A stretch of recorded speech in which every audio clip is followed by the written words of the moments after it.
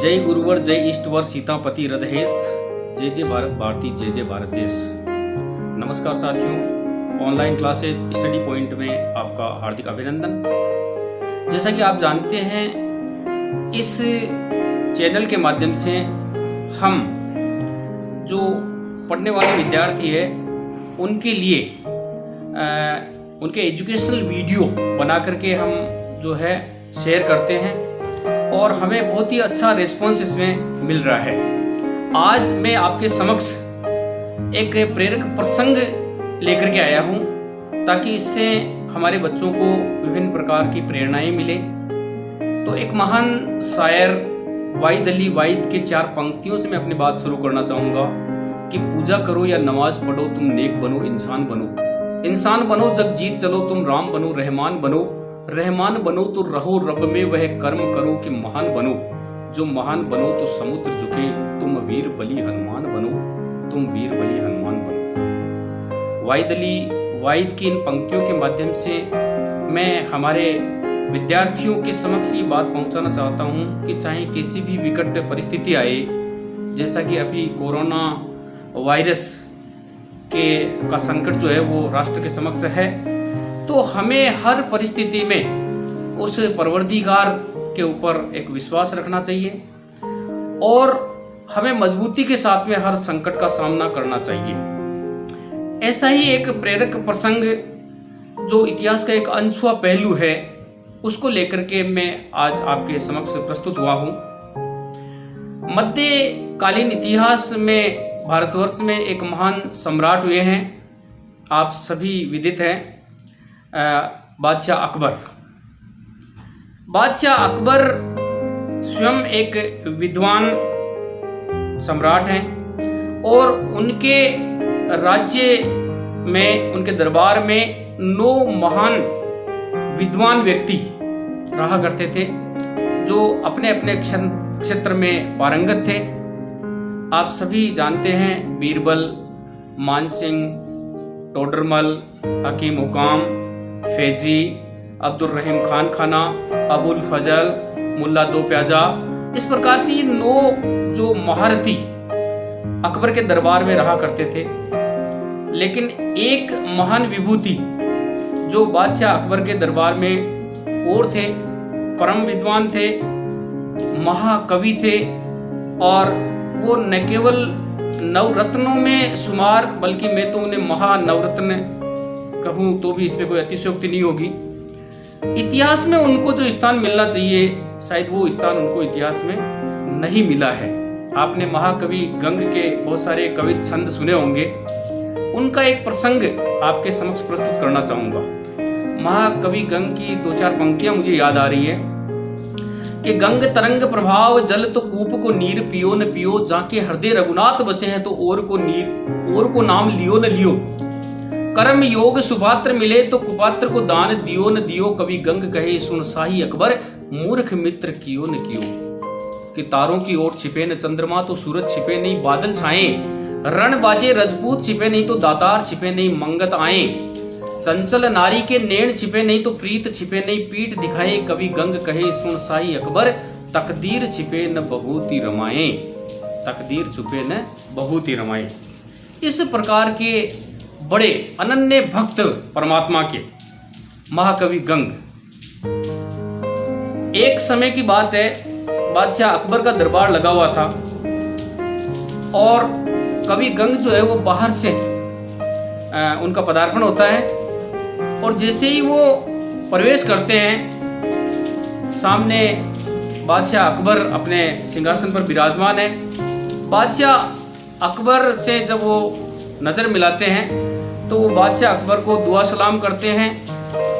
बादशाह अकबर उनसे कहते हैं कि महाकवि गंग, आपने बहुत सारे कविताएं बनाई, बहुत सारे छंद बनाए, दोहे बनाए, सबके लिए बनाए, परवरदिगार के लिए बनाए, अल्लाह ताला के लिए बनाए, परमात्मा के लिए बनाए, आवाम के लिए बनाए, लेकिन आपने कभी मेरे लिए किसी प्रकार की कोई कविता का निर्माण नहीं किया। तो कवि गंग उनसे फरमाते हैं कि जाफना, आप मुझे शीर्षक बताएं, मैं आपके लिए भी कविता का निर्माण करूंगा, आप मुझे शीर्षक दीजिए। तो बादशाह अकबर उन्हें शीर्षक बताते हैं। अकबर स्वयं विद्वान राजा है। अकबर उन्हें बताते हैं कि एक इस प्रकार की कविता का निर्माण करें जिसके अंत में ये पंक्ति आए कि सब आस करे मिली अकबर की, सब आस करे मिली अकबर की। जब ये बात सुनी महाकवि गंग ने तो उनकी अंतरात्मा इस बात को अलाउ नहीं कर पाई कि सब आस करे मिली अकबर की। उन्होंने मन ही मन में सोचा कि मैं तो जो है तुम्हारा चाकर हूँ, सेवक हूँ, तुम्हारी नौकरी करता हूँ, बदले में जो है वेतन पाता हूँ, लेकिन आस और उम्मीद जो है मुझे उस परवरदिगार की है, उस परमात्मा की है, उस अल्लाह ताला की है। मुझे तुम्हारी किसी प्रकार की कोई आस नहीं है। तो बादशाह का आदेश था। बादशाह ने कहा कि कल ठीक इसी समय मुझे ये कविता आप बना करके दोगे। 24 घंटे का समय दे दिया। वहीं से जो है कवि गंग वापस लौट गए और सीधे यमुना नदी के किनारे जाकर के बैठ गए और 24 घंटे वही विश्राम की अवस्था में बैठे रहे। किसी प्रकार की कोई भी कविता का निर्माण उन्होंने नहीं किया। और ठीक 24 घंटे बाद में दूसरे दिन उसी समय वहाँ से उठते हैं और सीधे दरबार में आते हैं। जैसे ही वो दरबार में आए, बादशाह से दुआ सलाम हुई। अकबर ने कहा कि कवि गंग, आपने कविता का निर्माण किया? कि जी जापना, मैंने कविता का निर्माण किया। जबकि उन्होंने कोई कविता नहीं बनाई थी, लेकिन वो आंसू कवि थे। उनके कंठ में स्वयं सरस्वती विराजमान थी और उनके मुखार बिंदु से जो भी निकले वो कविता। तो बादशाह के आदेश से उन्होंने जो है बोलना शुरू किया। तो उनके मुखार बिंदु से क्या शब्द निकलते हैं आप गौर फरमाइए। वो कहते हैं कि एक छोड़ दूजे हूँ बजे रस नाज कटे अस लब्बर की, आज की दुनिया गुनिया हूँ बजे सर बंद तपोट अटप्पर की। गंग कवि एक गोविंद ही भजे सकून मने जब्बर की, और जाको न भरोसो हो वहां पर वो आस करे सब मिली अकबर की।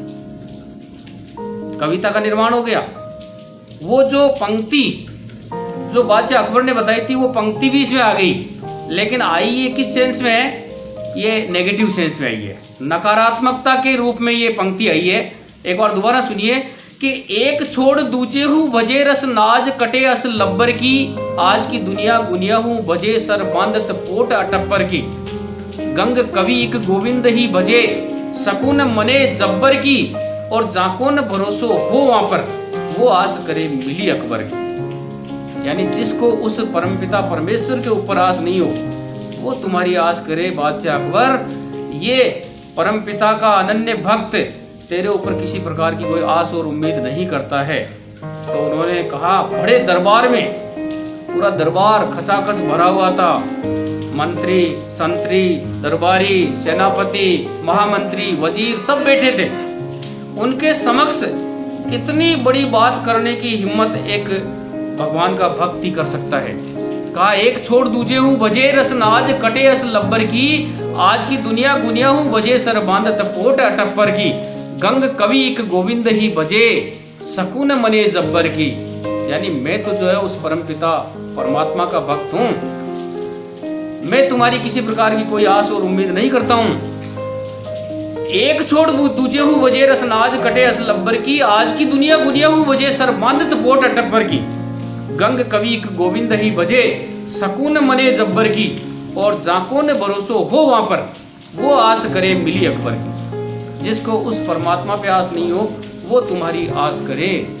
हालांकि इतनी बड़ी जिल्लत को बादशाह अकबर के लिए सहन करना बहुत मुश्किल काम था। कोई भी साधारण व्यक्ति इतनी बड़ी जिल्लत को शायद बर्दाश्त नहीं कर पाता, और बादशाह अकबर ने ही इस जिल्लत को बर्दाश्त नहीं किया और उसने आदेश दिया अपने सेनापति को, अपने सैनिकों को कि इस व्यक्ति को जो है हाथी के पांव के नीचे कुचल करके इसको मरवा दिया जाए। ऐसा आदेश उसने कर दिया। और महाकवि गंग ने फिर कहा कि एक हाथ घोड़ा एक हाथ खर, कहना था सो कह दिया, करना हो सो कर। कि मैंने तो कह दिया, अब मुझे तो जो है कोई परवाह नहीं है, तुम्हारे आदेशों की कोई परवाह नहीं है, मैं उस परमात्मा का भक्त हूँ।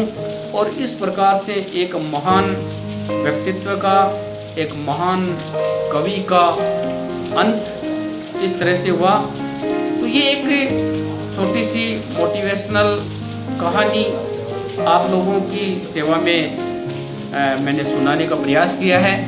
और अब से हम लोग जो है हमारे ऑनलाइन स्टडी क्लास जो चैनल है उसके माध्यम से एजुकेशनल वीडियो और ऑनलाइन क्लासेस तो हम आपके लिए तैयार करते ही हैं, साथ ही समय समय पर इस प्रकार की मोटिवेशनल कहानियाँ भी आपको सुनाते रहेंगे।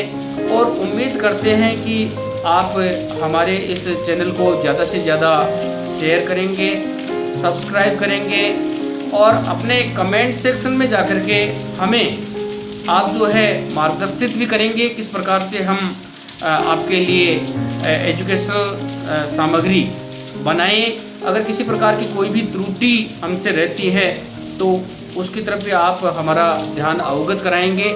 इसी आशा, उम्मीद और विश्वास के साथ एक बार पुनः आपका अभिनंदन, बहुत बहुत साधुवाद, धन्यवाद। जय हिंद, जय भारत।